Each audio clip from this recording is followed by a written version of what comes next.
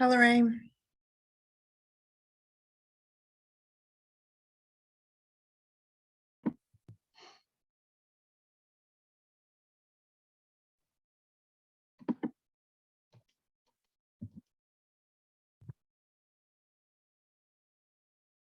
Hi, Lynn. Hello. How's everyone tonight? Good evening. Hello. I think everybody's joining at once, so. Sorry, I didn't open it up earlier. I was jumping from another meeting to this one.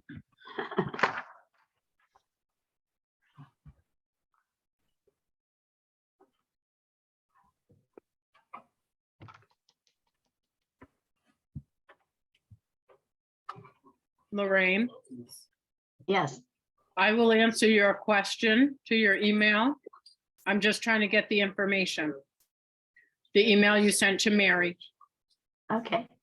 All right. I just wanted you to know I will be answering. I sent her a couple today. Do you know which one? Power School. Thank you. Yep.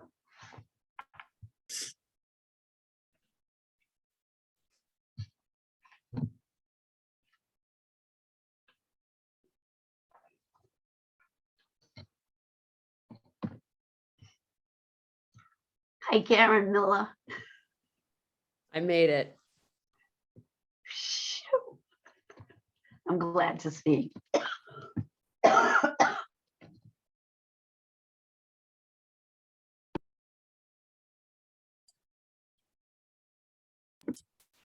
Contact me anytime, Karen.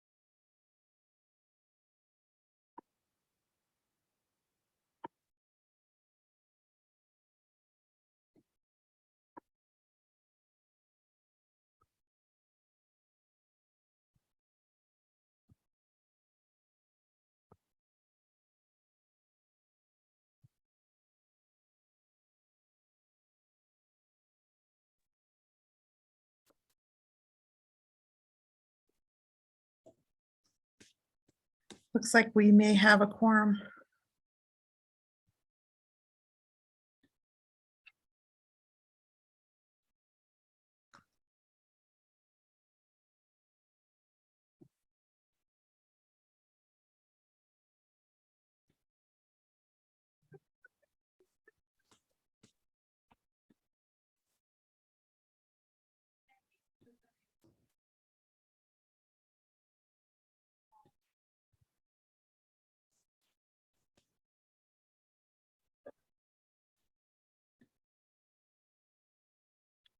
Good evening, everyone. We'll just give it a minute as we wait to make sure that we have a quorum. I believe we do have a quorum. Great. Then I will call us to order to the Pickering School Building Committee meeting. Roll call, please. Mayor Nicholson, Present. Brian Castellanos. Not here. Deb Ruggiero, Present. Diana Chakutis. I saw her join. Present. Thank you. Floria Makua. Okay. Jessica Gerardo. Oh, here comes Flory. Hold on one second.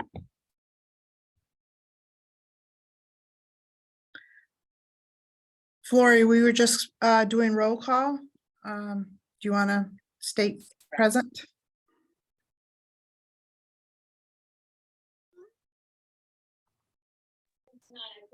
Flory, we were just doing roll call.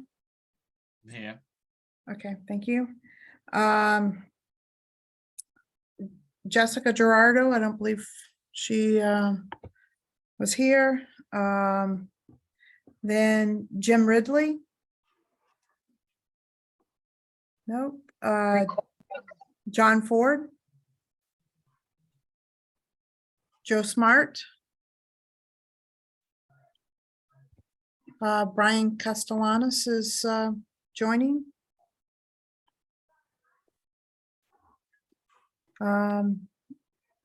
Let's see, Karen Miller, Present. Brian Castellanos, Present. okay. Kevin Ritterhouse, Present. Lauren Drago, Present. Lorraine Gately, Present. hold on, one more, I have to admit. Okay, Michael Bertino, Michael Donovan, Present. Molly Cohen, Present. Peter Kolokitis. I saw him join earlier. Okay, good. I got you. We can hear you. Got you. Rich Marlin. I'm sorry, can you hear me? This is Peter. Yes. we got Sorry, you. some audio technical difficulty. Present. Okay, thank you. Rich Marlin. Rick Starboard, Present. Stephen Smith. Tom Mannion, he told me he would not be present tonight. Tom McGee. Wayne Losey. Okay, that's it.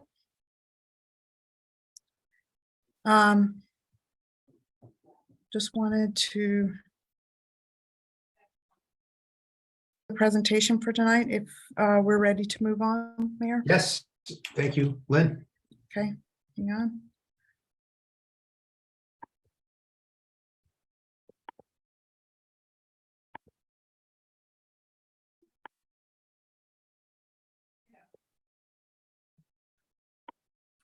Okay.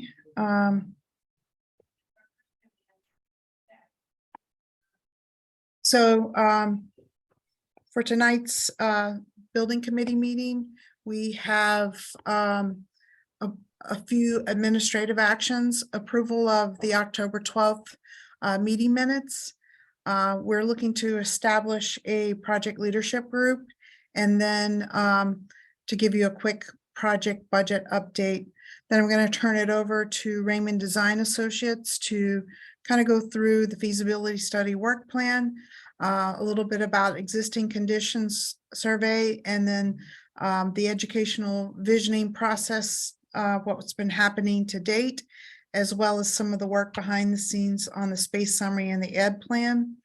And then talk a little bit about middle school rebalancing goals, as well as looking at the sites that we've identified to date. Then I want to review a few schedule items at the end. So starting right off, we're looking for approval of the October 12th, 2022 SBC meeting minutes. They should have been included in the email that I sent to everyone. Motion to approve. Second. All in favor? Aye. Aye. Aye. Thank you. Aye. Just a little bit about what we're trying to accomplish here with the project leadership group. We need a working group that can meet weekly or as needed to kind of review progress and just kind of answer questions as we're moving along, and to assist us in gathering information and provide leadership to the project team. I think in the past, this group was Mike Donovan and Kathy Latham when she was the superintendent, just to, it was a small group, in other words. So I wanted to bring forth this concept to be able to establish a weekly timeframe that we can meet if we need to kind of get some help progressing the project. So I would, Rich Marlin is entering now, so we'll include him as present. Lynn, I just have a quick question. Mhm. Any design discussion will happen at this group? Well, there'll be discussion, but anything that occurs in this group will be brought to the SBC. This is just because we only meet once a month with the SBC. We just need a little bit of guidance and leadership to help us keep the project moving forward. So any discussions that occur during this group meeting would actually come before the SBC in these monthly meetings. Yeah, thank you. I'd like to be on the meeting. I'd like to be in that group. Okay. And Mayor McGee's joining us as well. We'll count him as present. So I guess I'm trying to ask, how would we like to establish this group? Do we want it a vote of the SBC, or does somebody want to appoint some members? If I may, I'd be curious to hear from Mike Donovan if he was that a good size when you were doing it before? Did you feel like you were missing perspectives? What did you think? It was a good size because it wasn't too large, but it gave us the ability for the superintendent, if there's a question on the education side of something, to bring some of her people to a meeting and answer questions for the architects or the OPM about specifically about what they're looking for. On the other side, if the architects or engineers had questions regarding mechanical plant and procedures in the city and what we do and how we do things, I could bring some of my people into the meeting. So it was the ability to bring information, not necessarily make decisions, but bring information to the architects and the engineers so that they're in tune with how the city's operating and how we would intend to actually physically operate and or run the school educationally.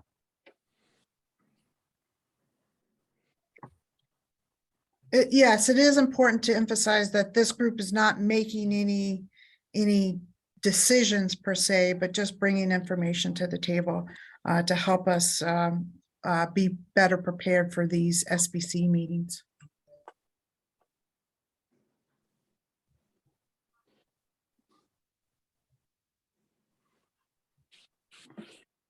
I mean, if it's just a working group that's ad hoc, does it need a vote then, or should we just, is that this just an FYI? No, I just looking to Yeah, all right.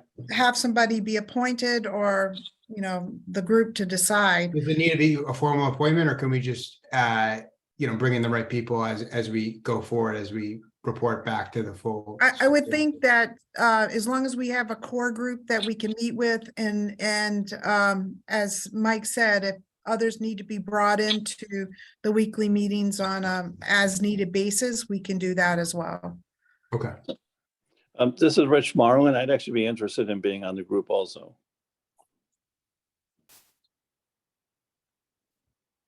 I don't think anybody can hear me. Yeah, we can hear you. Thank you, Rich.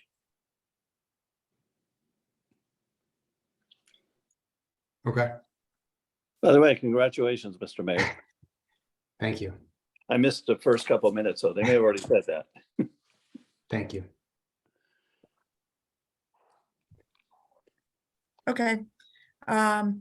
We'll start with that small group then, and again, as we need more individual people, we can add them in. Lynn, can I ask a question? Yes. Oh, will it be like a consistent day and time so that we can just put it in our calendars, and if we don't need it, it just gets canceled? Or Right, that's what we'll do. We'll put a standing invitation on the calendar, and if it's not needed, we'll cancel on a weekly basis. Thank you. And do I assume these are mostly daytime meetings? Yes. Okay. Okay, thank you very much. on. Just to give you a quick update on the project budget status report for through October, we've expended 8% and committed 84%, and we had no further commitments or transfers made in October. So you should have seen this report in the monthly report that was attached to the email that I sent out. Whoops, sorry. I attached the wrong slide here, but I did extend the cash flow through, well, you can see it here on the revised projections.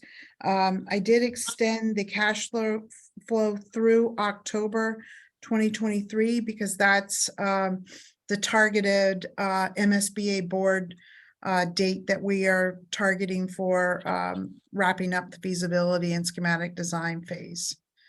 So just to make sure that we could extend the schedule out into that time frame. We had originally had it scheduled for August 2023, but with the delays in getting the designer on board, we had to push it out to October. And I'll show you a little bit about that later on down the line because MSBA only meets every other month, and there's time requirements between each submission that MSBA makes sure that we meet those time requirements. Next, I'm going to turn it over to Jean to just talk about some of the things that we've been doing over the past month. Thank you, Lynn, and hello, everyone. Lynn, would it be okay if I shared my screen? Yes, hold on. Awesome. Don't forget to make me the host again when you close out. Yeah. That'll be a challenge. I keep forgetting how to do that. You All right. Can everyone see? yes. Okay, great. So I think Lynn touched on this stuff, so I won't go crazy. We want to talk about the work plan, which is the goal for the next couple months. And then we'll just bring you up to date on, as she said, the behind the scenes work that's been going on. So we always kind of do our work plan on a calendar basis like this because we find it's easy for ourselves and other people to follow.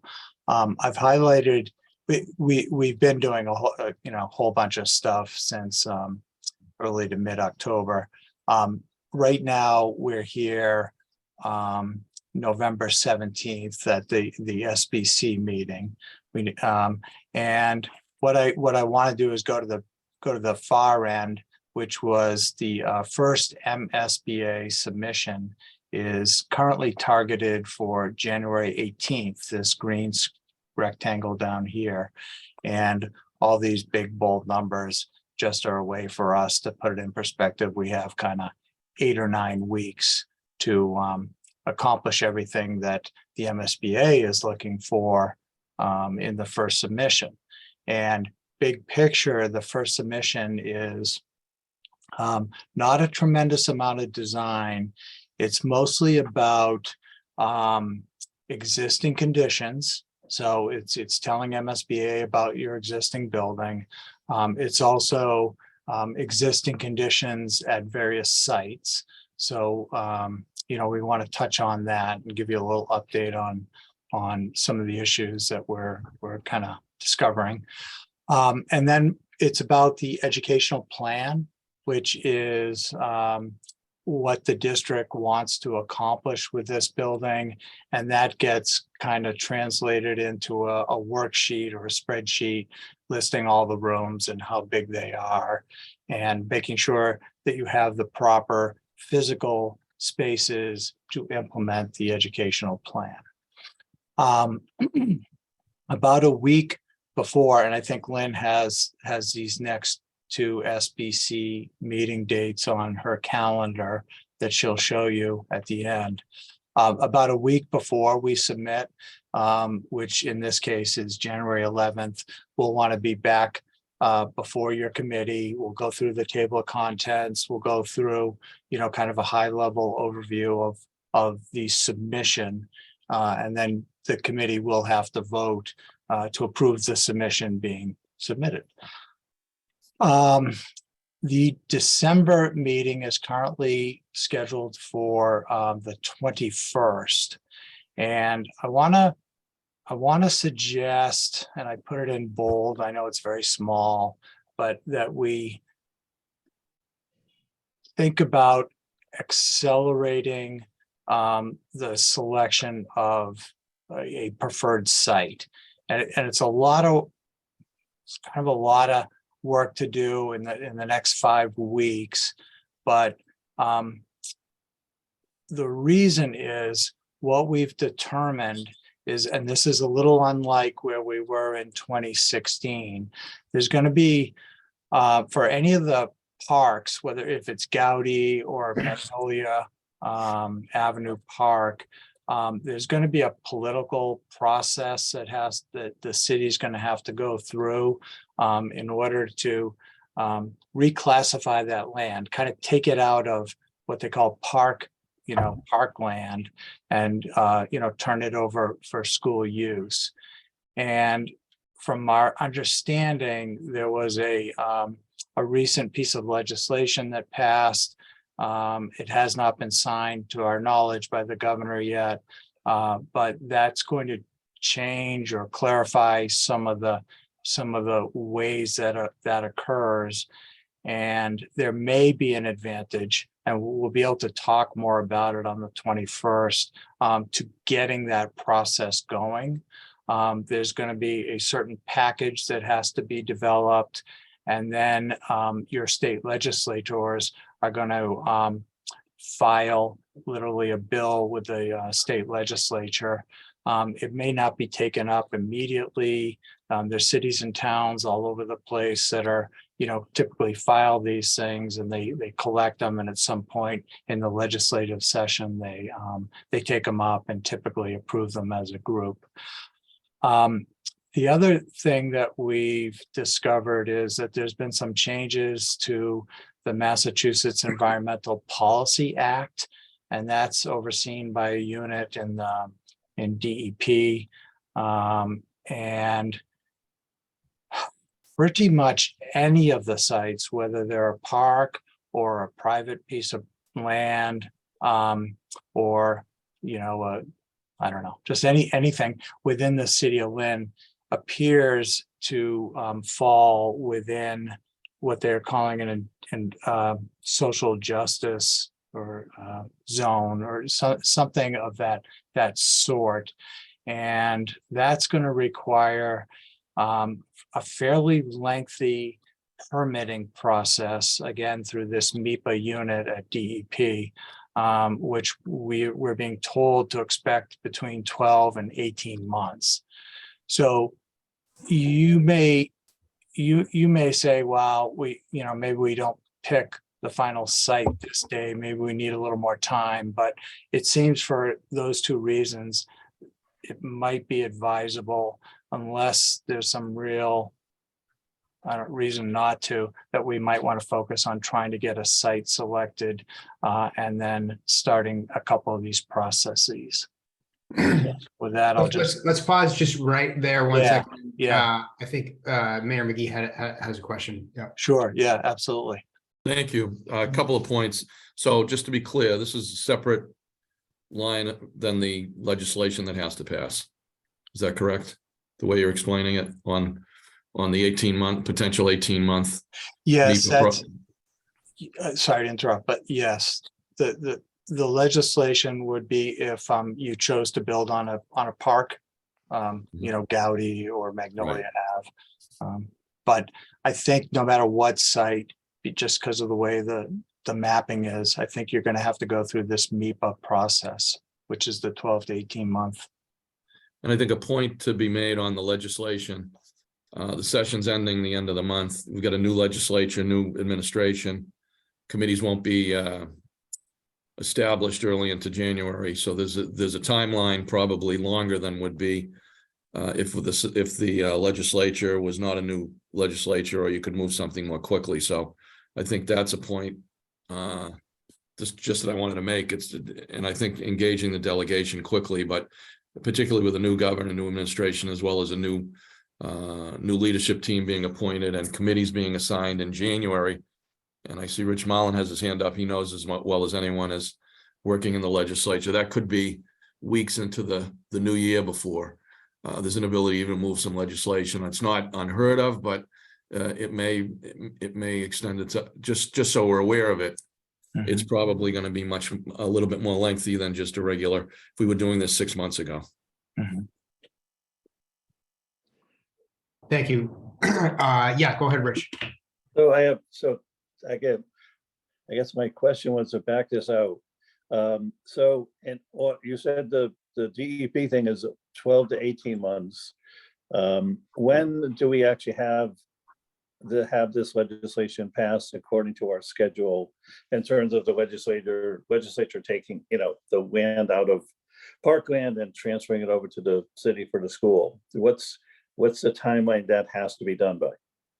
Yeah, I think I'm gonna maybe ask Lynn if, because I'm not sure about the MSBA, what you have to have in place to get your project funding agreement.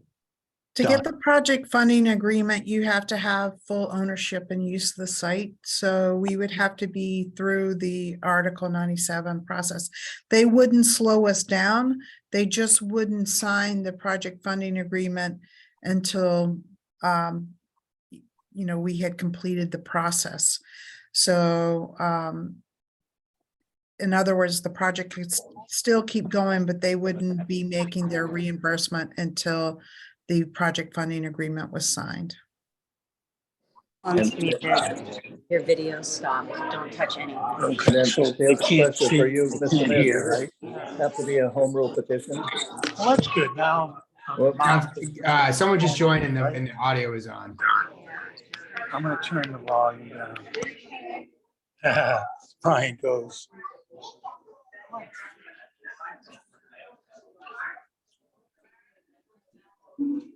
Thank you, Rich. Was that? So does this have to be a home rule petition, or is it just? Gene, you'll have to. If everyone could please mute. If everyone on Lane's the line icon, could- I can't because you're the host. Oh, okay, sorry. It's already done. Thank you. Yeah, thank you. Thank you, Lynn. Rich, I think I'm just jump in. I think it has to follow from a home rule petition. I would be surprised if it didn't. Right, that's what I thought too.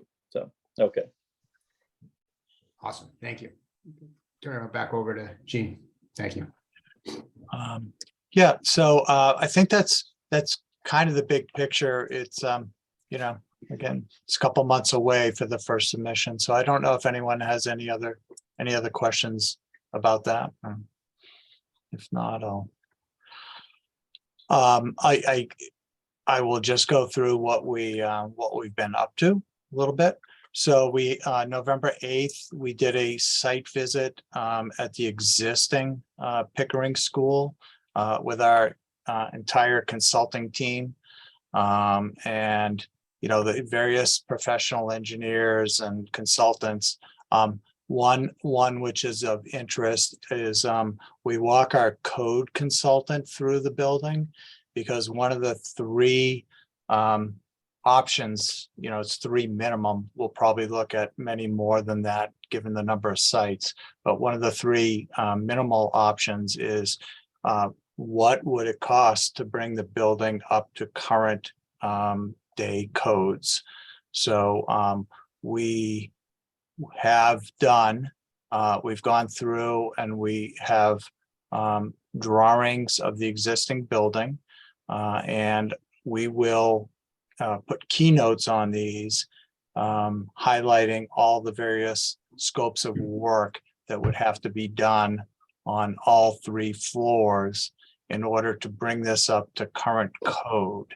So MSBA, from my understanding, does not expect that this is going to be a project anyone pursues, because it's not going to meet the educational program, right? The spaces are too small, they're not appropriate. But they do want the project team to go through the exercise and at the end of the day, be able to say, look, just to bring this building up to code, you need X, Y, Z, and it's going to cost X numbers of dollars. So we started that process and we'll report on that at the next building committee. The other thing that we've done is we've taken each room and we've identified what uses are in the room and how large the rooms are.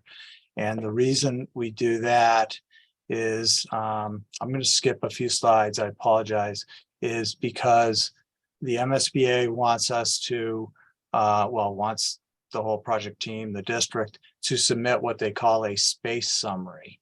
And the space summary is a listing of all the rooms down here on the left side, whether they're existing or proposed. And in this column, right here, what we do is we say the square footages of all the existing rooms and how many there are. This is a worksheet. This is not the exact space summary we'll submit, but we've highlighted all the existing rooms in this yellow color that fall below MSBA guidelines. And their guidelines are, it's all public information on the web, but their guidelines are over here on the right side. And for instance, for general use classrooms for middle school, you must, if you want to have this grant, your new classrooms have to be between 850 and 950 square feet. So we've simply highlighted anything that falls below 850 square feet, which is, pretty much the entire every classroom and science lab. The science labs, it's 917, but they're supposed to be, 1200 to 1400. So, I think this gives them a quick overview of, okay, it makes sense that you're pursuing, a new project. We have experience with 2 middle schools of this proposed size. So Pickering is lined up for 1,100 pupils. What we did, just so that we could work with the district administration, is say, well, Thurgood Marshall in 2014 was 1,100 pupils, and this, you had X number of classrooms and they were set up in clusters and they were X number of square feet. But then the last time Pickering was on the table was in 2016. And if people may or may not know, at that point it was 1,600 pupils. And because it was so large, it was broken up into a Pickering that's 650 pupils, and then a second school, which was at the time just generically called the West Lynn Middle School. And that was for 1,008 pupils. And it was kind of based on the Thurgood Marshall. So we had a very good meeting on November 8th with the superintendent and some other folks. And we went through and said, hey, here's kind of West Lynn is probably the latest and greatest, if you want to say it that way. And we figured out that there'd be, maybe 9 clusters of regular ed classrooms, so there'd be 3 per grade. And then one cluster for supplemental English instruction. And when you add up all the classrooms, it works out to about 27.5 students per classroom. And it breaks down this big building into groups, these little neighborhoods of 110 students each, which is really great, as far as getting to know the kids and having people feel comfortable and safe and known, et cetera. So we are expecting, I think on the 18th, that the district's going to come back to us with their thoughts on what spaces they think would be appropriate, because it's been 6 years since the last education plan was done. And so we'll see what they come back with. We've let everyone know that, you know, the target here is somewhere around 180, 190,000 square feet, which is pretty close to what the Thurgood Marshall was. We don't want to obviously go too crazy, just given the cost of construction. So I just wanted to let you know that the district and ourselves have been working, you know, kind of on what you have and what you might do. I'm going backwards now, but in parallel with that, there's an educational visioning process that's been underway. And this is a Zoom meeting with educators, members of the public, the designers, and our educational consultant, David Stephen. We've scheduled these workshops. They're 2 hours, 6 to 8 on a Wednesday evening. We've had 2, November 9th, and then actually last night we had our second one. And we have a third one scheduled for December 7th. But then in between that, we have a community visioning forum. And I think that'll be a little more free flowing and maybe just getting any input from the community. And when they say visioning, it's literally visioning, like what do you see you know, for this new building. So that'll all be documented and we'll be able to report out at the December 21st meeting. I know this was in your packet. These are all, this visioning process, it's all discussions. It's not directives from anybody. It's just people throwing out their thoughts and us taking them in and then trying to take that worksheet, you know, that space summary, and then at the same time the district is creating a narrative in the, you know, for their educational plan. So it's all touching on the things that we're taking in on the visioning process as well as the district's educational goals. I probably shouldn't read this whole thing, but I'll read a few, you know, there was a high interest or big interest in elective courses and career connections, you know, maybe having shops that work as prerequisites for the Voc Tech kind of career path. The capacity of the building and flexibility, just making sure, I know you have more pupils in Thurgood Marshall than you originally had planned it for, and just making sure whatever we built is, you know, has that same ability. As far as the students going, just the spaces we create, you know, support social, emotional learning and mental well-being, supporting trauma sensitive learning, you know, making sure there's natural light, soothing colors, you know, natural materials. The idea of the small learning communities, the clusters, breaking down this big school into smaller groups of 110 pupils and having team teaching, supporting kids after school and on weekends. And we have a pretty, at Thurgood Marshall, we had a pretty well-defined community wing, you know, but it was the cafeteria and it was the gymnasium and the stage. You know, is there a way to maybe make some of the labs or shops kind of integrate those into the after hours zone? Whether that's appropriate or not, that's an idea that came out.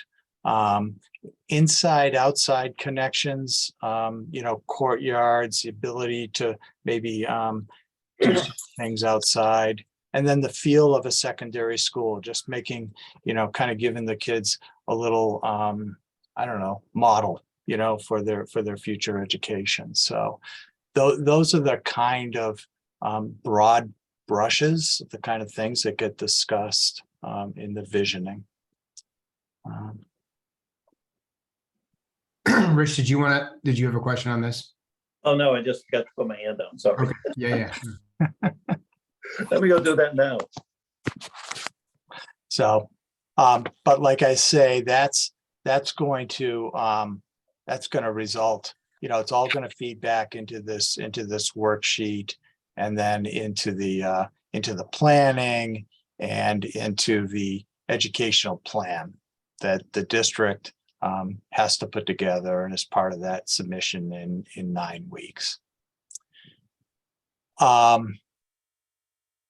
There's a few things I just wanted to touch on now that came out of that same meeting. It's a little repetitive as far as, West Lynn maybe was a little bit more up to date, I'll say, than the strict Thurgood Marshall, but there's no, West Lynn was based on Thurgood Marshall. So, we're, I don't know, the 4-story school, 185,000 square feet, 9 regular clusters and another one for supplemental English immersion.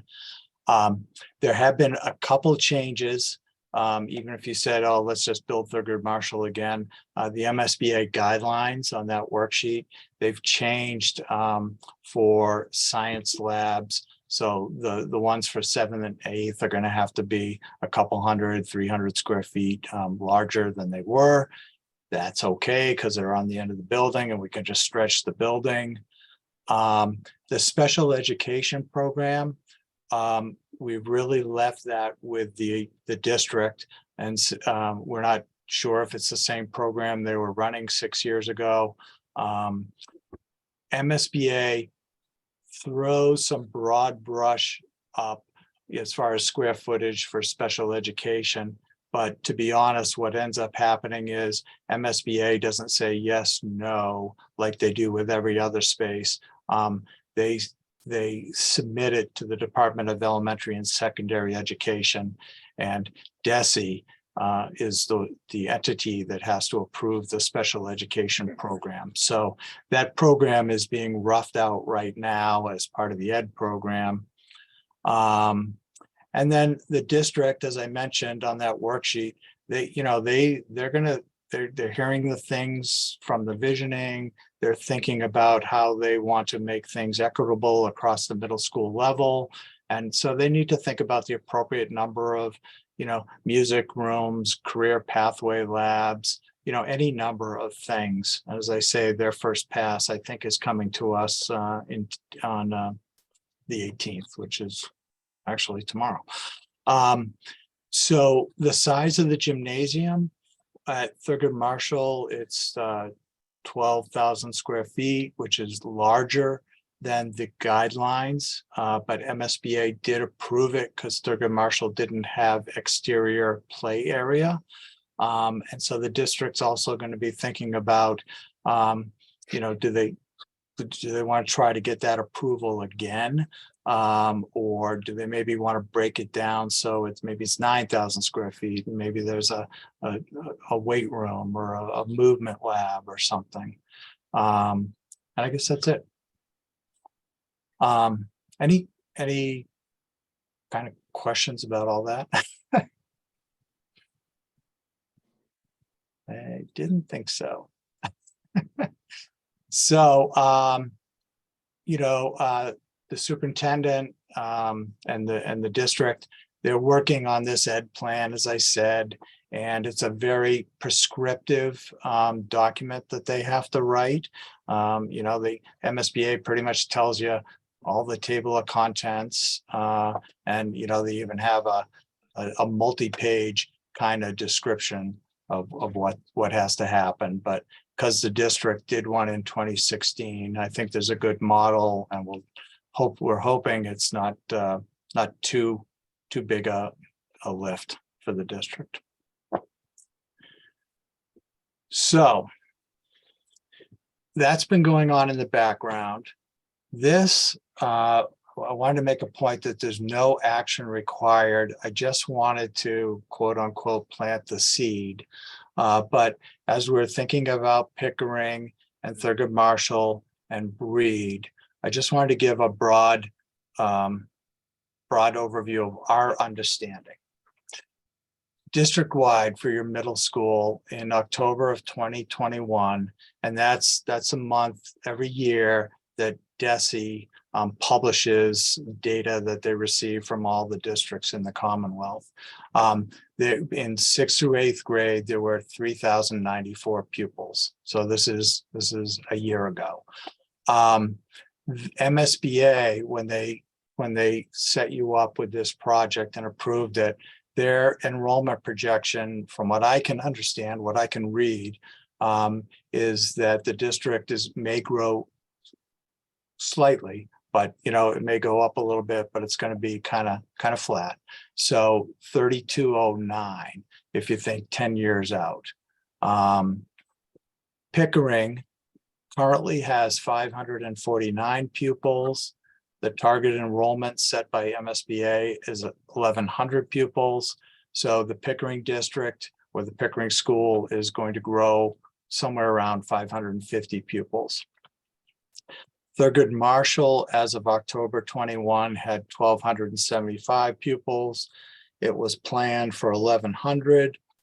So the thought is that, you would be trying to move 175 pupils out of Thurgood Marshall to try to get that back to where it was and get some of the spaces that had to be turned into classrooms turned back into their original uses.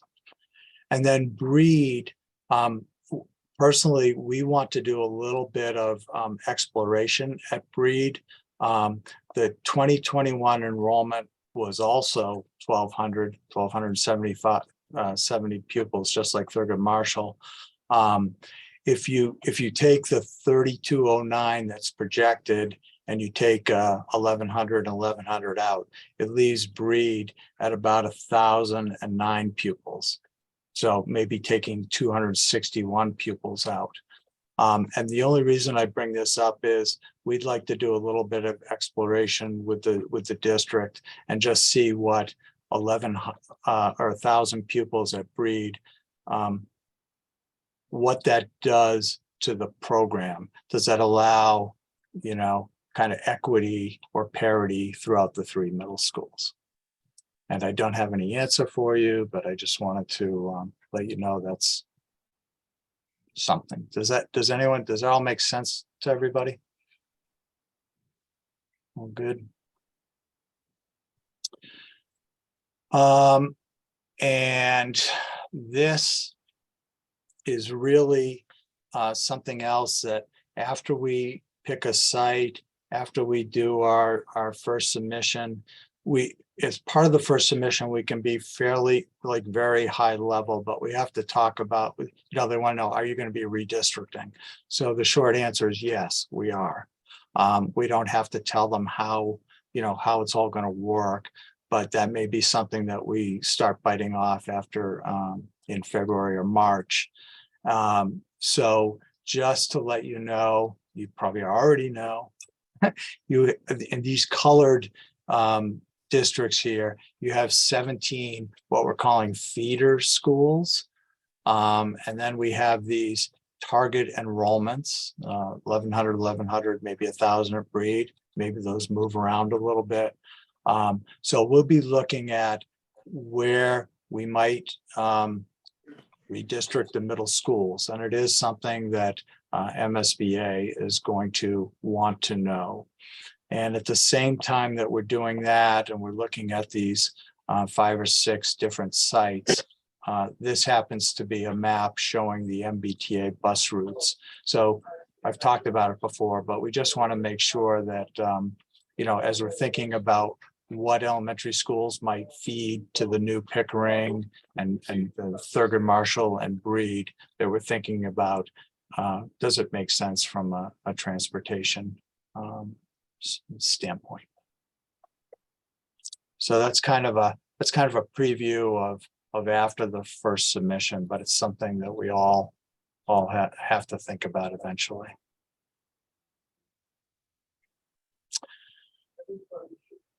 So the site selection, there's really 6 sites that we're looking at, and they're kind of all spread throughout Ward 1.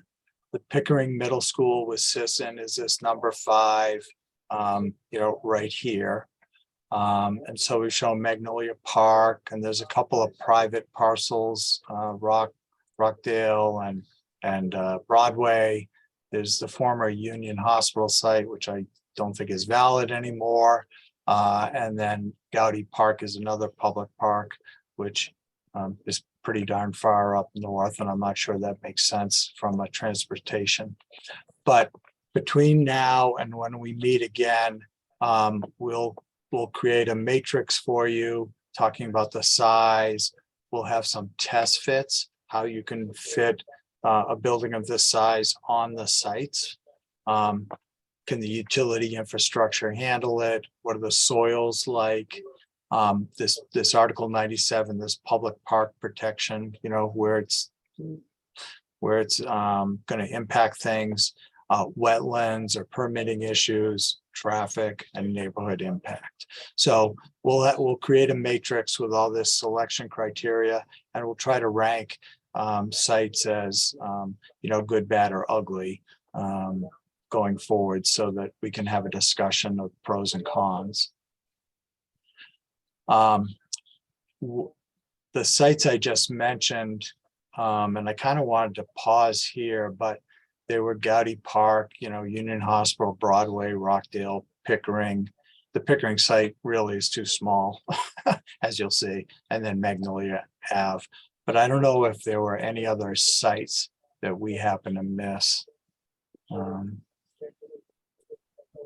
If I could just jump in, Gina, to help set the stage for this conversation. I think my understanding of the ask that you just made, Gina, and what we're doing here now is coming up with a list of sites that we want to explore. These aren't sort of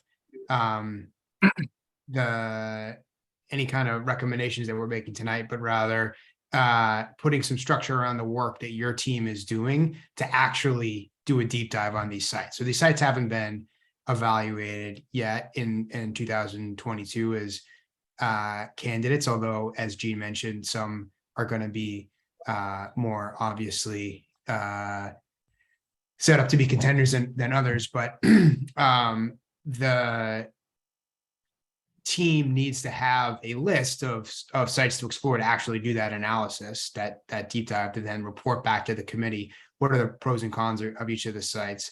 And so I think the ask here is to say these are the 6 that the team has come up with to then go back and actually explore and figure out what would be the pros and cons. But are there any other sites that people are aware of that would be a candidate for Pickering that folks want to add to the list? Is that correct, Gene? That's right on. It's perfect. Okay. All right, so we'll start with Flory. Thank you. Well, due to the deadline that's coming up, we know site 1, 2, and 5 is just not viable. What's the sense of keeping it on the list? Why waste time on we know the distance, we know the lot size.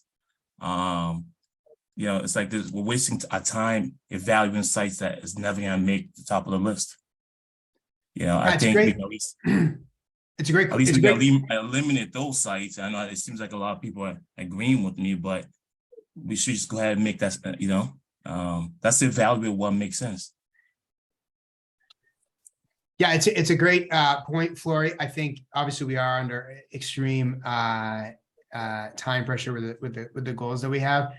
I will let either someone from the team, I don't know if Lynn or Jean or Mike Donovan want to add to this as well, but I know that part of the thinking is that in order to show the MSBA that the school building committee has really done its diligence, we're going to have to get to at least a couple sites that right off the bat are not going to be great contenders, because then we can show it very clearly that we've exhausted all the lists. That and I think if this list is too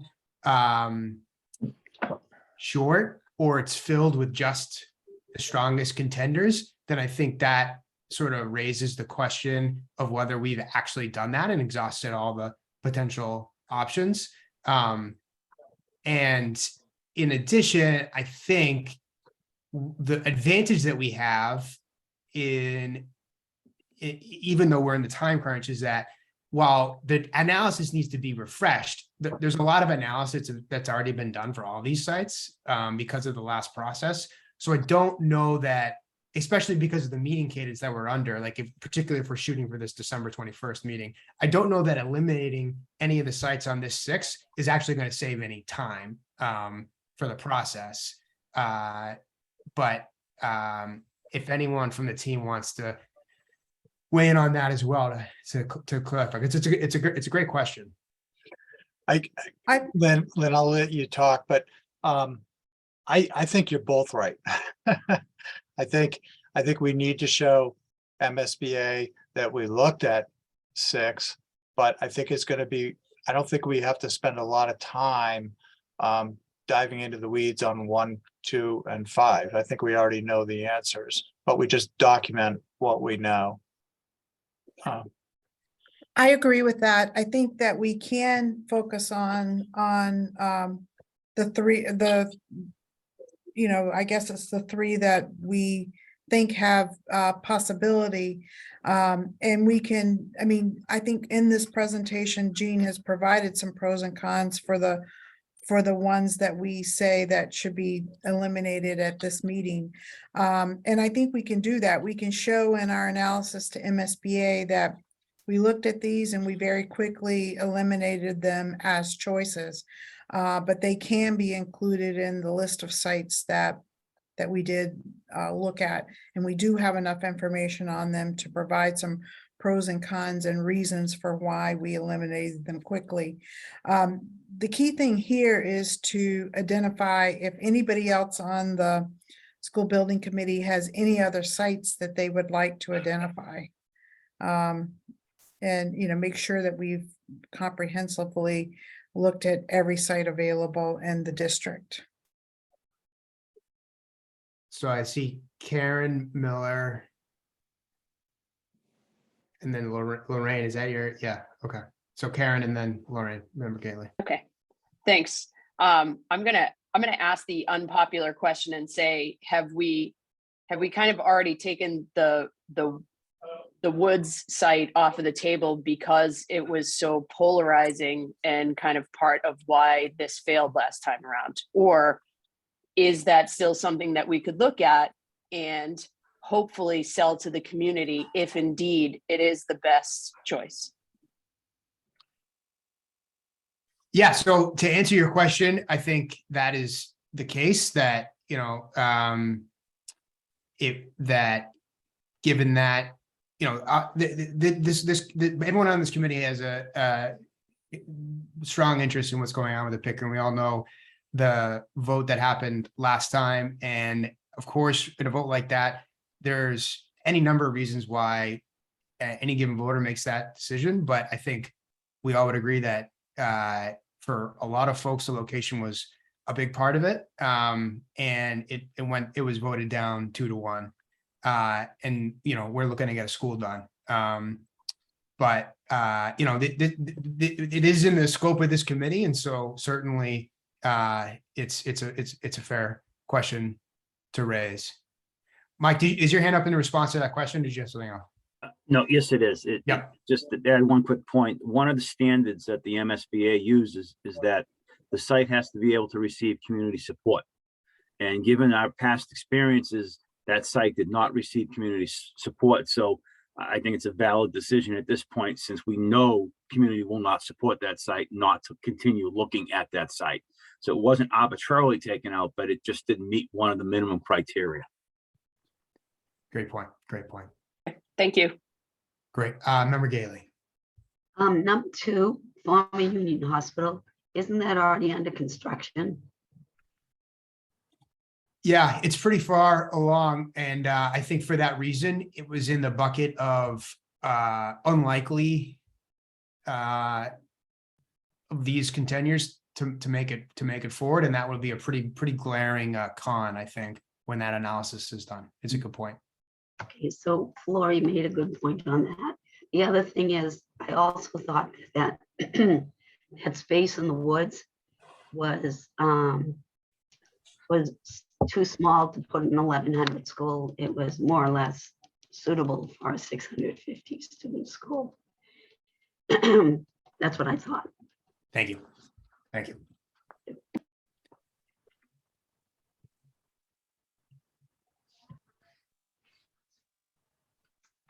Great. Well, we wanted to put this question to the group because you all know the city and love the city, and we want to make sure that we are not missing anything. But I do think this is a pretty exhaustive list, and as Flory and others have pointed out, maybe too exhaustive. But we're covering our bases here by having a long one, and it's very helpful. Thank you all. If it's okay, I'm happy to just roll through high level on the 6 sites.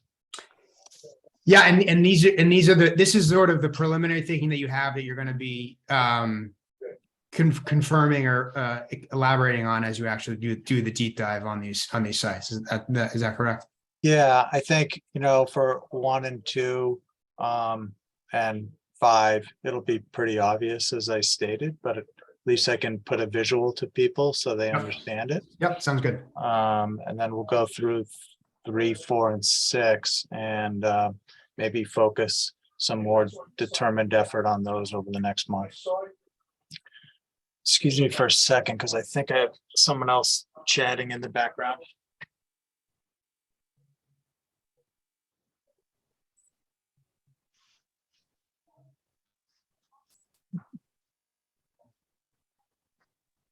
So the first site that we, not this number 1 is Gowdy Park. And I think kind of right away, we can see it has a lot of, well, first of all, it is way up at the northern part of the city. And if you're going to be redistricting, that means a lot of people are going to have to make their way up to that. So I think from a transportation standpoint, it's a real stretch, right? It does have that Article 97 process because it's a public park. But even if it wasn't, we're probably going to have to go through that MIPA process, and those things could run in parallel. But you can see that there's definitely some conservation issues up here. I think a lot of this might be in culvert, but there is some mapping, and you can kind of see it here with this. Chances are this is probably going to test that the soils are wet or meet the definition of a wetland. The utilities are fine. We've mapped all the sewers and the water and the storm drainage. But I think this is the footprint of Thurgood Marshall. Doesn't mean we're building Thurgood Marshall, but that puts some scale on it, and it would pretty much stretch in this whole area. I just think beyond the transportation, we're gonna get tangled up with permitting. I guess I'll just leave it at that. We highlighted remote location, conservation issues, and because of the conservation issues, it's not clear that a school would fit on the site. I don't know if anyone has any thoughts on this site. Beyond those, we good to go? Looks like we're good. All right, thank you. So the second, I think this is going to knock out immediately, is the former Union Hospital site, which was not being developed back in 2016, but there's a healthcare facility that's currently planned or under construction here. Once again, we've shown that the Thurgood Marshall footprint would fit on this. This happens to be Linfield Street, 129 right here, heading up towards 128. And then the front part of the parcel is slated for for an assisted living facility, from what we understand. So I think we highlighted that, great, it's off a main thoroughfare with a bus, but it's a remote location. We don't want to pull everyone through the city to get there. Permitted projects exist. You're going to have to take land, which is expensive, and you're going to lose commercial tax base. So those would be the things we would present to MSBA as to why this doesn't make sense. Certainly happy to hear anyone else's thoughts. The front lawn has already been taken. It has been. Yes. Is it, and it's a assisted living facility? Yes. Laura? Yes. Is it, but it's not under construction, right? It's Now just it's done. It's permitting? completed. Okay. So I don't see a strong draw for it. I see, as I say, some downsides. Mhm. So site 3 is a private parcel. It's over by the Peabody line. And we can look at this more. It too is going to require a taking. So hopefully we can try to get some sense for, you know, putting a dollar figure on that. This is Broadway running, you know, south to north here, towards Peabody. This site is well elevated above Broadway. So we have concerns, which I don't even think I've highlighted, and I apologize. Oh, grading. Yeah. So there is a paper street in this little map here. This is Broadway running up and down the page. And between the street, let's say you did pave this as a drive, it's kind of a 55-foot change in elevation. That's about a 5-story building in a fairly short distance. So we're not sure what we'd have to do to kind of, if we even could, create a drive that even makes sense for vehicles, never mind pedestrians. We did show again, and we're not promoting Thurgood Marshall, but we're just always trying to give people a sense. That's the Thurgood Marshall footprint. So perhaps there's some other ways that we could access this ridge here from the south, and that's something we'd like to explore over the next couple of weeks. It's not Article 97 land, but you still will have to go through that MEPA process. I guess I would say it's a little bit closer to where Pickering is. So maybe transportation is not, maybe it's not as good as these sites, but you know, it's not as bad as those sites. So Jean, can you go back to that?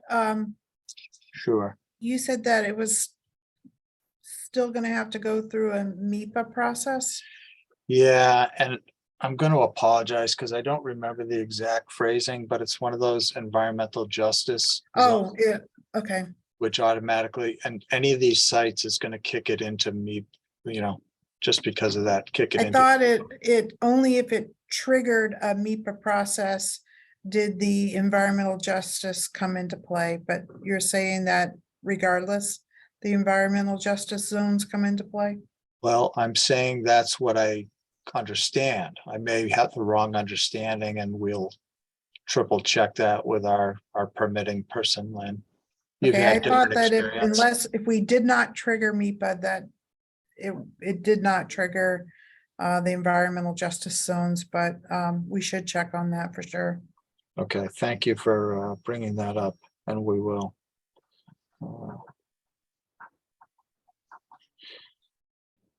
So I don't know if anyone or is familiar with the site or had any thoughts on it, but it's one we feel like we could explore a little bit more and just see if there's another, you know, a logical way to get access to it.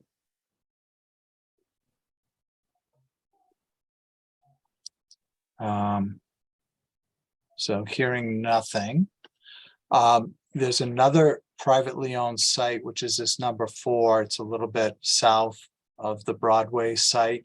It's off Rockdale Avenue.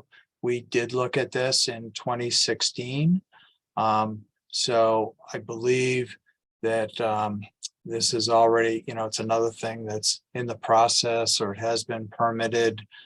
It would be a taking. Rockdale Avenue kind of runs up, Broadway again is here, and Euclid Avenue, right? And so Rockdale's here, and somehow we'd kind of get into the site that way. You might say to yourself, oh, Mayfair Street, Broadway's here. Why don't we just come up Mayfield and just go right into the site? This portion right here is actually not a roadway. It's either a driveway or a sidewalk, or provide some access to this house, but it's not a flushed out road.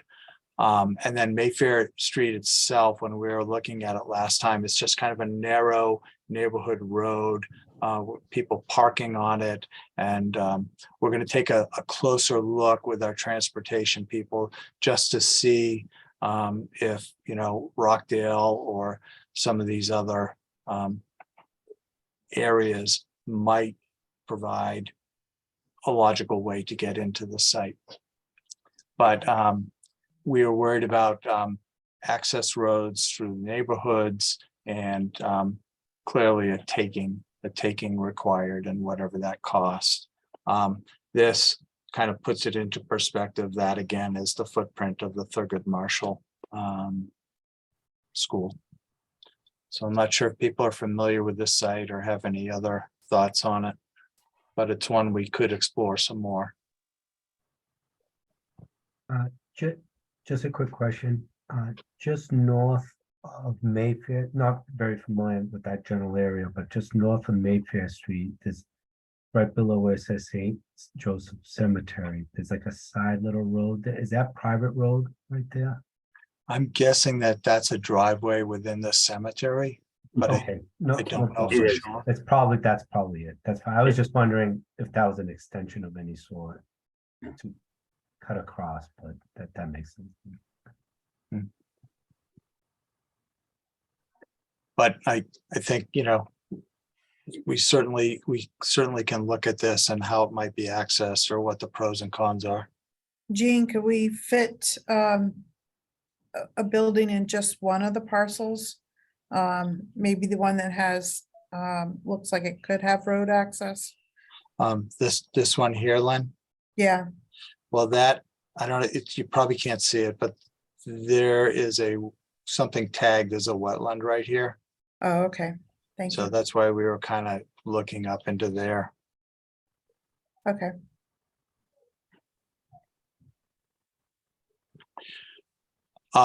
Then this is the last picture you'll see, but Pickering and Magnolia are so close to each other, obviously. The first slide, this is literally the Pickering site. And this is the Thurgood Marshall footprint once again. The last time we looked at working on this site, it was for a 650 pupil school. And we kind of just barely jammed an addition in here, or ended up taking properties, heading closer to Broadway. I think it's too small, but I think there's nowhere to house the kids. Let's say we did a 7-story school here that fit on the site. You'd have to move all these kids out, and where are you going to put them? And if you create a modular school somewhere, that's going to add a lot of money. And then I'm going to defer to the city and the district, but part of the thought that I've heard bandied about is we might need to use this for swing space. If we end up working on an elementary school, we might need to, let's say you build the new Pickering, this is empty, and maybe your next project is an elementary school. and you might need a place to put those kids. So the best and highest use for this might be just as swing space. Or maybe long-term, maybe you expand elementary capacity since you already have Sisson. So for all those reasons, you know, it seemed to be one that we could say we looked at, but didn't make sense. And then the final one is Magnolia Park, which is going to require that Article 97 legislation. Thurgood Marshall footprint fits in here. It's a little tight, but there may be ways to push and pull things. There is part of the site that's in a floodplain, which is this light blue color. And so we might have to replace floodplain by kind of digging into the hillside here, or we might simply just put the building up, you know, a foot or two so that, you know, it's technically out of the floodplain. And we're set up to do that. This building, this site is a former wetland, and it's going to require pile foundations, which is what we had to do at Thurgood Marshall. So, you know, it doesn't really add a lot of expense to push that footprint up a foot or 2 or 3 feet from the surface of the field. Gene, yeah. can we bend the Thurgood Marshall footprint and try to stay out of the way of the MWRA water line? Yeah, one of the complications on the site is this blue line, which is an MWRA water line that serves Marblehead and Swampscott. And our civil engineer is reaching out to MWRA to see what the process would be for, you know, hopefully, as Lynn says, we could come up with something where we don't have to build on top of it. But if we have to relocate it, you know, what's that process and the timing, et cetera. We did explore, I don't know if you remember last time we were together, we showed you what we had put in our proposal, where we kind of, you know, looked at taking part of Thurgood Marshall and putting it here and part up on the hill and having a little bridge. So there's some other configurations possible on this site. Is that what you were driving at, Lynn, or?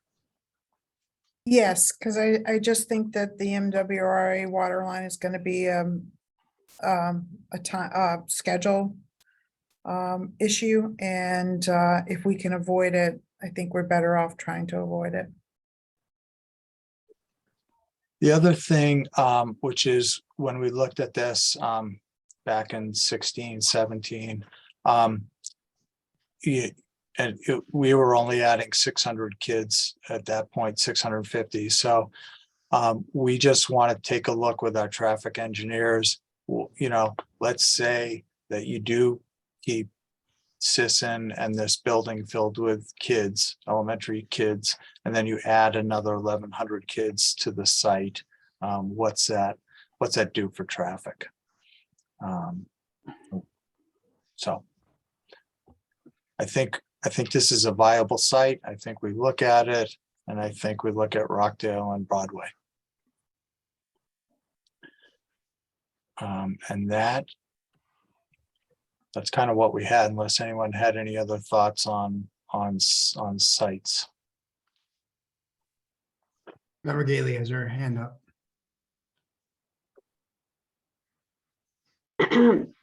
Rockdale Avenue, those neighborhoods, they're very tightly packed, and the streets are very narrow all over that area. Those streets on the side are extremely narrow. That would be my only concern with both the Broadway and Rockdale. They're so narrow. How can you get buses in there and so forth and so on? You'll see when you go through the neighborhood, that those neighborhoods, that's really difficult to get to that area. Okey-doke. If I can just second that, even food delivery, you know, Coca-Cola, Cisco, you know, they a semi truck or big truck. you know, it's gonna be a tough one to sell to the community. And since we need a community push here, it's gonna be a tough one.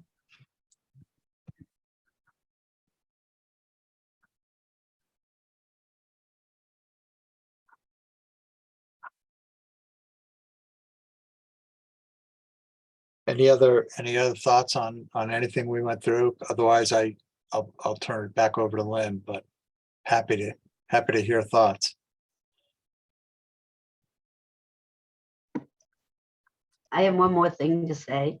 I really like the configuration of where you're putting the building on Magnolia, so you don't have to go with the Mass Water and Resource line. I like that. I think it would be with a little bridge between the two buildings, like Lynn said, it would be, pretty good. That's just my input. Thank you. Thank you. Counselor Starver. Thank you. To Lorraine's point, that Rockdale Kelly Lane site is extremely tight, no matter how you get there. I live at one of the last houses at the dead end part of Verona Street, so I know it well. And trying to snake your way up through anyway, whether it's Rockdale, up Verona to Kelly Lane, up Commonwealth Road, it's all very tight, narrow streets that's densely populated, and the neighbors in all of those neighborhoods would go out of their minds.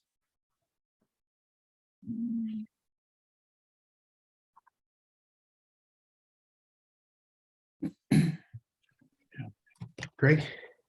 Thank you, Gene, and thank Yeah. you, all of you, for the helpful feedback. You are welcome. And so we'll dig in on those 3 sites and see you in December on them. Let's see, Lynn, so Can you make me host? Just hover over my name under the participants and you'll see 3 dots. gotcha. Yeah. Okay. Thank you for the help. Thank you.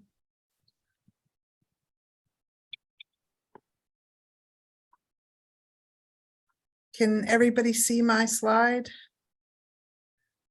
Not yet. Oh, I think I have to stop sharing, darn it.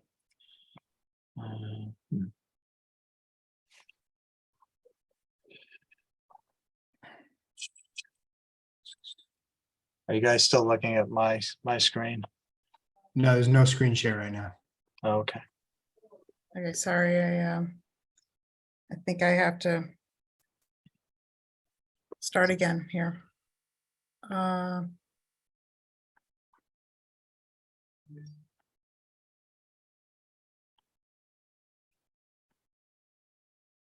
Can people see my slide now? Yep. Okay. All right. Just to run through a few schedule things. We have the next meeting scheduled for December 21st. And the following meeting prior to the preliminary design program submission on January 11th. I just wanted to check with everyone to make sure that we didn't have any conflicts with those 2 dates.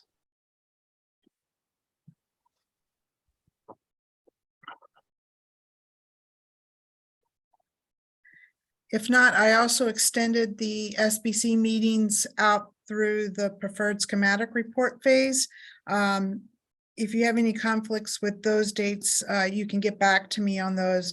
Those I just put in as placeholders for now, but I think it's important to make sure we can do the 21st and the 11th because we need both of those meetings to get us to the preliminary design program submission.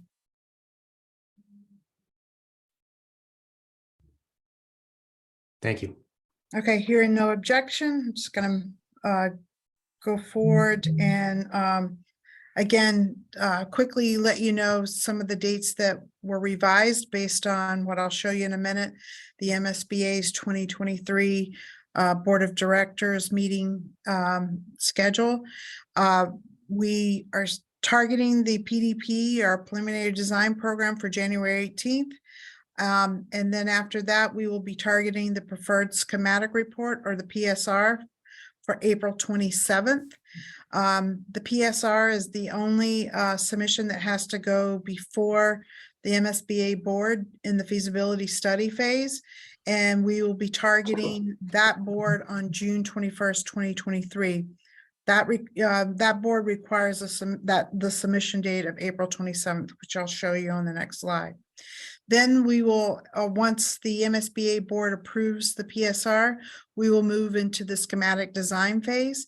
And we are targeting submission of that submission on August 31st. And for a MSBA Board of Directors approval on October 25th, 2023.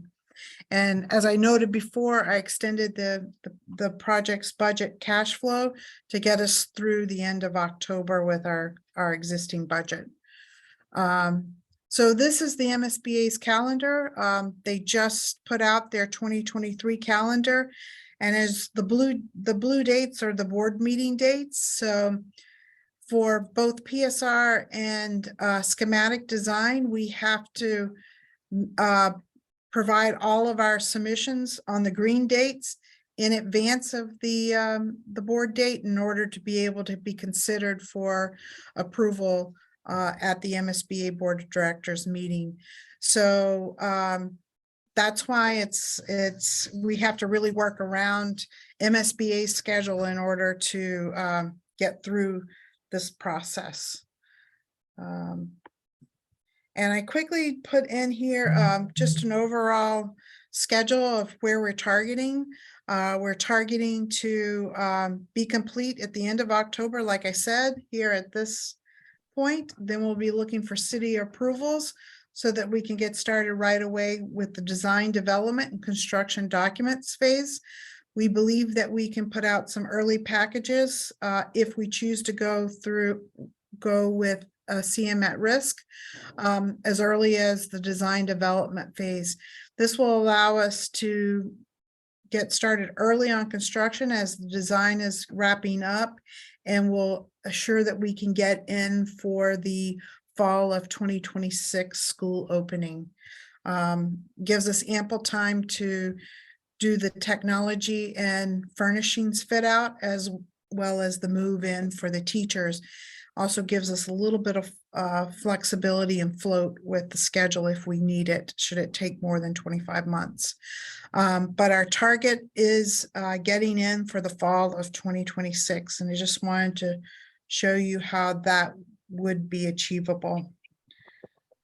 And then if there's any questions or any further comments or discussions, ready to take those now. I think, Mike, you had your hand up. Yes, Lynn, just one comment. That schedule does not anticipate or does not show the Chapter 97 approval process in there. Correct.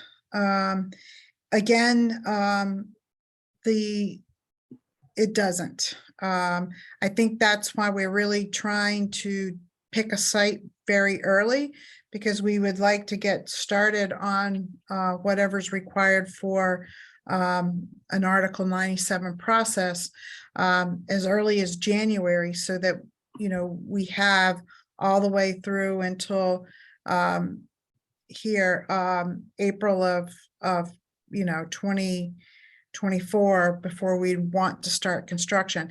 The only problem with that is that the city would have to would not get any reimbursement from MSBA if they accelerated the design prior to getting full use of the land through the Article 97 process. They would get reimbursement as soon as that was complete, but MSBA wouldn't sign the project funding agreement until the city had full ownership and use of the land. So just the follow up to that, if I understood what Jean was saying, and the MEPA process is triggered by the Article 97, that could take Blue Star and move it forward almost to 2025. Well, I think you have if you started the Article 97 as soon as January, you really don't need to have that, and you really have 11 months in order to get through that process, which would give the city ownership and control of the site. Mhm. Again, you could be running the MIPA filing simultaneously with the Article 97, which I think you should be able to have that completed by the start of the 60% construction documents.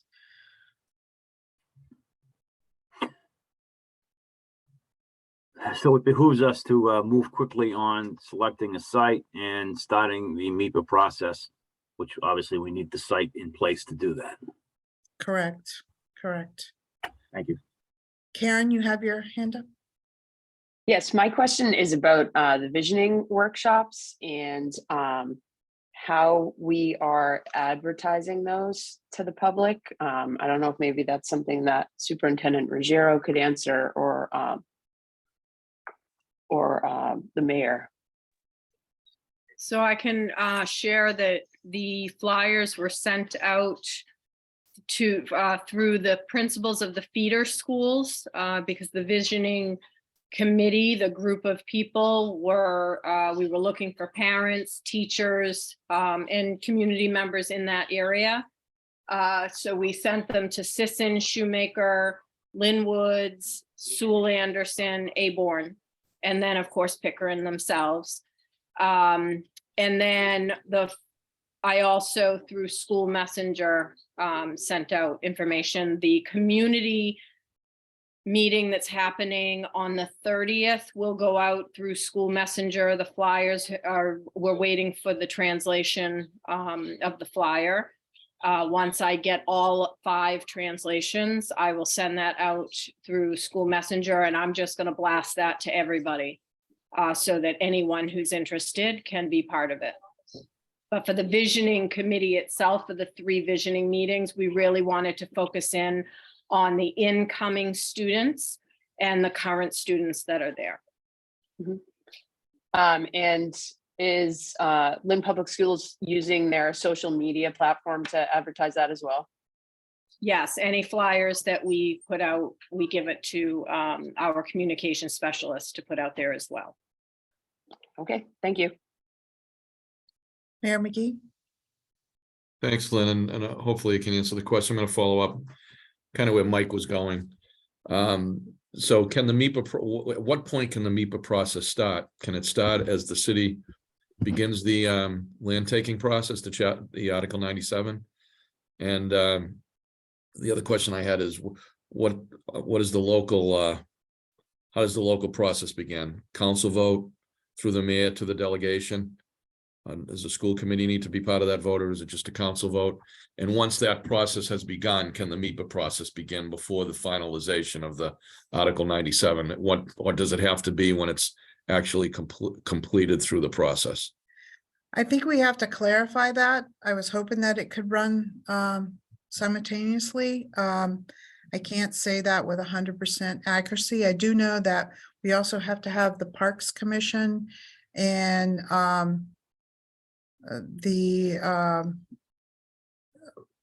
I forget what some other commission has to surplus the land and make that recommendation before we go before getting the city council to approve of the Article 97 land replacement. Who can clarify that in terms of when the process can begin? I think that's important. If it can begin as the other process is beginning, then they can run parallel. We do have a permitting consultant on Jean's team, so we will check with them on that. Yeah, we've asked them for a memo on this, Tom, so that we can, we need to understand it just as well as the city. That'd be helpful. I think, once we on the committee agree and we're close to figuring a site location, knowing that we can move forward in a kind of a parallel pace addresses some of the questions Mike had, and it's particularly on the timeline. So And is that flexible based on certain circumstances? Can the delegation help in that respect with the administration through the MEPA process? So I think those are, I think, legitimate questions. So we know exactly what the timeline could be, and maybe allow us to still fit within this timeline that or the schedule and timeline that you've got on the screen right now. Yes, we do have to work all that out. We really do want to open the school for fall of 2026, but in order to meet that goal, we do have to figure the full process out for that. I think Councilor Starbird. Thank you. Just to be clear, if we do find ourselves in a position where we are doing private land takings, land acquisition costs are not reimbursable by the MSBA, correct? Correct. So the city would be on the hook for whatever the costs are to acquire those properties. You're correct. Thank you. We also, for the Article 97, we have to identify whatever acreage we take, we have to identify equal to or more where we can relocate that parkland. And does that have to be in close proximity to the land that was taken? That is a clarification that we'll need to have, need to find out as well. I don't know what, I think as long as it's in the city, but we'll have to confirm that. And we've asked our law department to start looking at that from the city's perspective, that question, Councilor Starbird. Thank you. Lorraine Gately. I have a question. Last time we had a problem with the community surrounding areas, schools that really were upset. They weren't in the schools. They were outside. They would house the schools. So I want to know, how are we gonna get the community notified and their input? How are we working with the community? For example, the people on Canomo Ave, they don't necessarily have children that are going to the school. So how are we getting their input?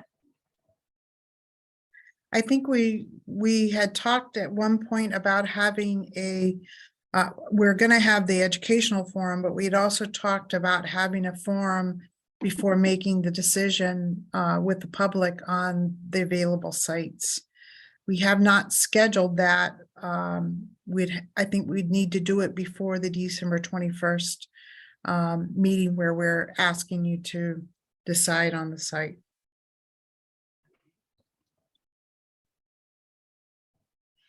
So how are we going to notify them?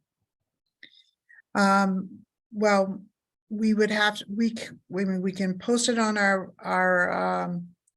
website, but I think for especially the surrounding abutters, we should probably put out a mailer to them, to all abutters within a certain distance. Good, because if they have a say and they choose not to say, that's sort of their problem.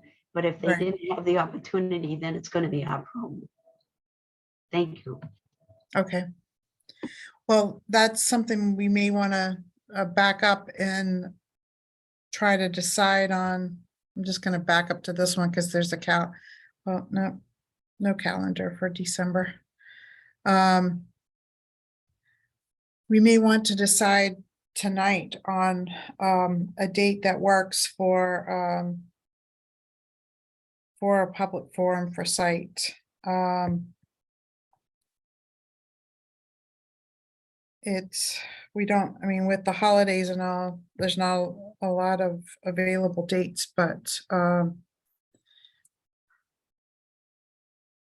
I don't know. We have an ed visioning on December 7th, correct, Jean?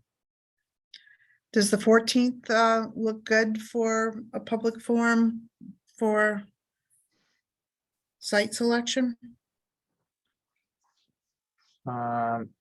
We do, to answer your question, yes, on the 7th is a visioning. Yeah, the 13th, the 14th, 15th, all kind of work for us.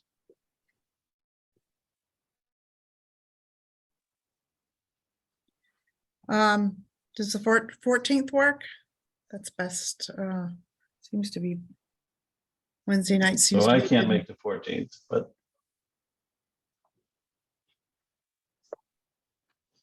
That doesn't work for me either. But I mean, it would be, it would be great to have everyone that can make it. But this would not be a school building committee meeting. This would be a community forum in preparation for the school building committee meeting that we have on the 21st. And a question related to that, Mayor. So will all of the sites be, kind of, we ran through them here tonight. I'm assuming similarly, that'll be an opportunity for the public to see the pros and cons for the sites as well, so that there's a legitimate opportunity to weigh in and discuss what may or may not work, not to be determinative, but at least the public will have a chance to weigh in before the choice is made, which I think was was a failure in the previous attempt.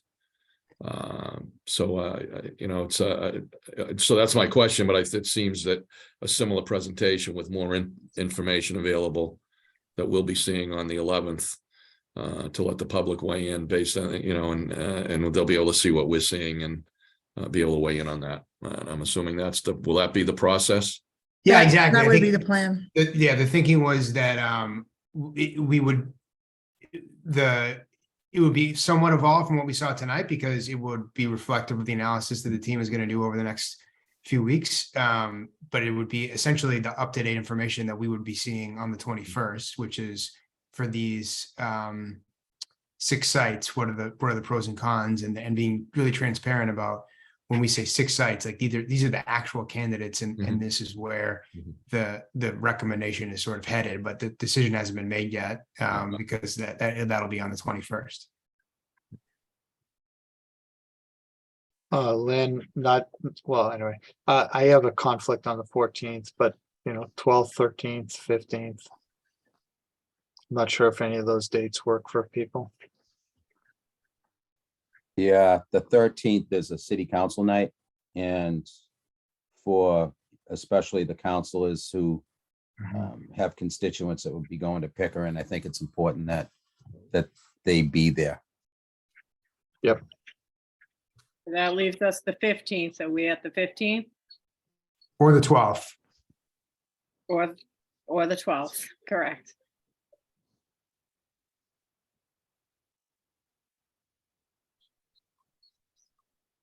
I, Did we have a hold for this meeting on the 15th? no, I didn't. I think that was an initial hold for Okay. public forum. So on the calendar that Jean shared, it does say on the 15th, potential non-education community forum. Right. If you go back to page 6 of the presentation. Are people okay with the 15th? I'd have to rearrange my schedule, but I'll do that. are we talking about doing a Zoom or a live in-person meeting? I would tend to think it would be live if it's a neighborhood meeting, but we could do. I'm No, open to. I think it should be a live meeting, but Yeah. What time do we want to schedule for that?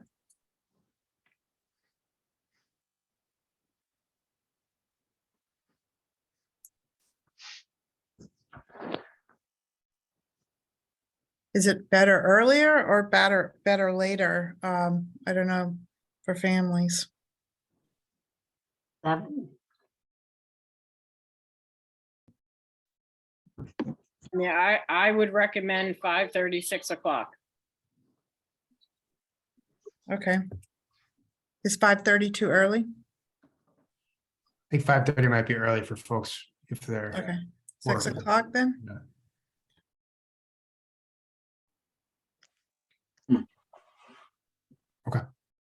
6 o'clock. We'll try for 15th at 6 o'clock. Mr. Mayor, is there, at the last time, there was actually an actual vote of that went down. Do we need a popular vote on this school? No, not, Okay, yeah, as it's currently to trajectory because of the way the finances are. okay. So it looks like Counselor Lozey has his hand up. Yes, thank you, Mr. Mayor. I just want to weigh in on the notification. Prior to the public meeting, a little clarification. So we've got all these multiple sites, so we would be notifying, I mean, that's what I'm unclear. Are we notifying everybody around all those sites? And how much time before the meeting are we going to notify these folks? Yeah, it's a good question. I mean, to Lynn and Jean, are you gonna have the recommendation ready that you plan to put forward to the full group on the 21st? I mean, we could. I thought this was be more of an opportunity to show all of the available sites, take input from the community on each of them, and then culminate all of that into the recommendation for the preferred site on the 21st. Yep. So just to reiterate, I'm concerned about abutter notifications.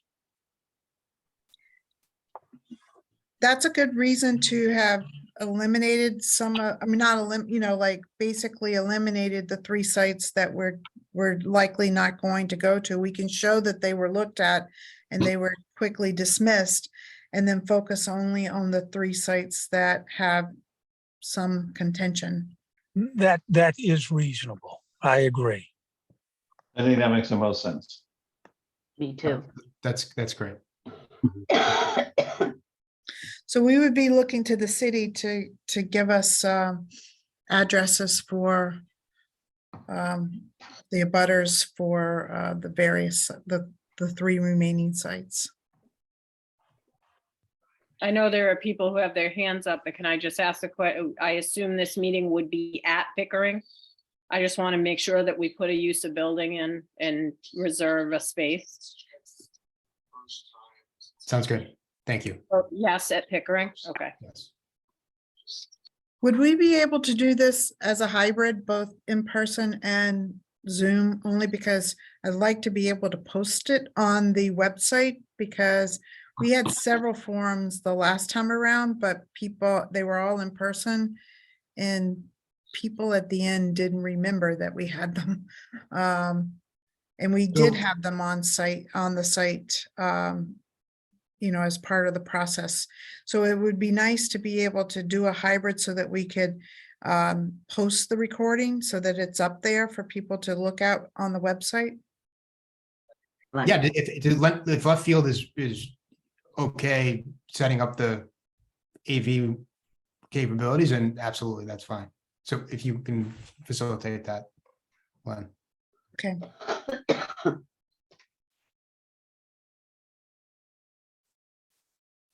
Mayor, my hand was raised for a while. I don't know if I'm in the back, but would it be possible as we move forward to make our school building committee meetings live on this Zoom link? I think as we're talking about getting community support, I think it'd be really important to really open up these meetings that we're having so folks can observe what we're doing and what we're planning. Yeah, these are public meetings, Brian, and link. And they are live, yeah. Yeah. They're these are live right now. Yep. Yes. And where can you see them right now? On Facebook? On Zoom. What's that? Are they on Facebook? Like where is this meeting right now being displayed? it's on Zoom. It's a public, when you say live, what do you mean? Is it being recorded? Yeah, like live. So people like when we do our school committee meetings, like people can tune in, like Lynn Community Television, you can go in and watch it live. Like, can folks come into these meetings and watch it live? I know it's Yes. recorded. Okay. Yes, it's not broadcast, but it's a public meeting, and so the link is shared publicly. So like that, like there are people that are in this or have been in this meeting that are not on the committee because it's publicly posted. But certainly, you know, it could be broadcast if you know, someone like Lynn Community Television or the Lynn. Well, that's exactly what I was hoping.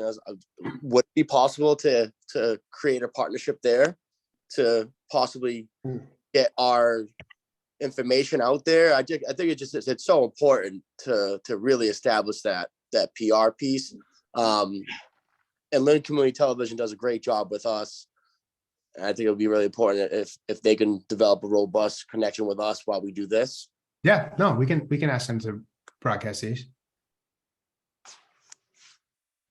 Definitely.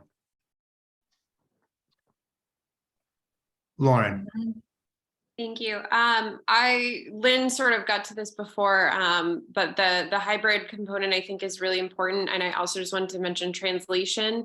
I don't know if there's a way that we can incorporate that into that meeting. That would be helpful, whether it's the hybrid or through the recording.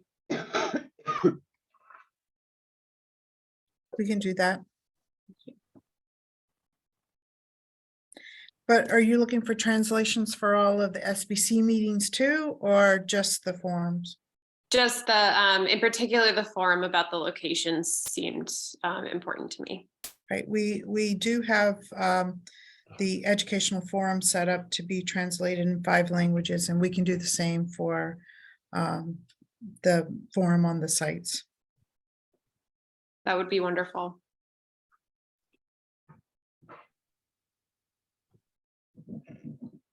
Well, I just want to note though, if it's a webinar, yes, we can do the translation, but then there's the only way interaction back and forth would be through question and answers, not be able to actually speak. So I think we have to think about how that works.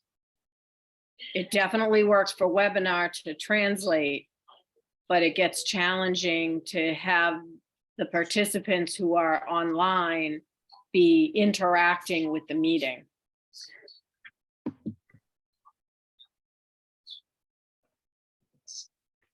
If I can just jump in on that particular comment, I know we recently did a hybrid meeting that wasn't perfect, but people were able to respond just as comments on Facebook, and we had moderators reviewing that and asking the questions in the room in order to close that loop. It depends on what technology we use. It's a lot more complicated than I ever expected to be. No, But you're correct. We've done webinars where we have a staff member who monitors the questions and actually will read the question. We have a question, they read the question, and then someone answers that question. I just wanted to make it known that it's not like this where everybody can see everyone.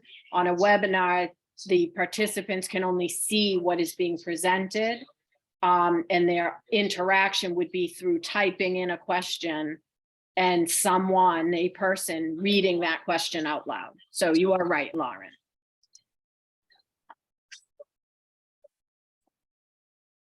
Great point. Great question. Councilor Chakoudas.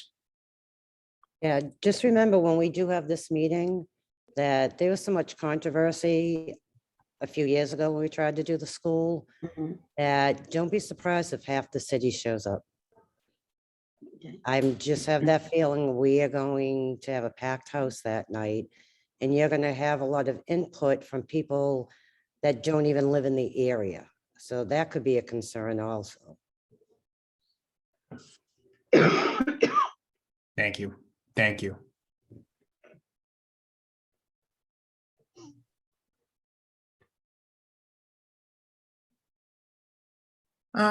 Diana, I see your hands up. No, yeah, just, She just went, yeah. I just went.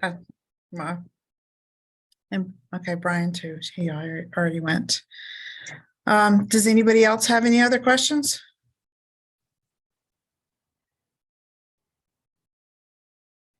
Hold on. Okay, Oh, wait. if So- not, we have a lot to work on. Oh, Lorraine, Yep.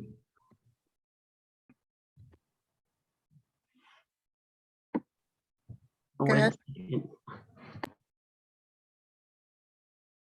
We can't hear you, Lorraine.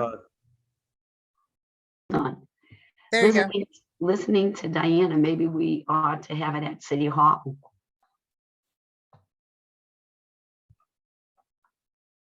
A larger area so that if they do come, we'll have room for them. So I think Councilor Chakoudas has a good handle with the communities.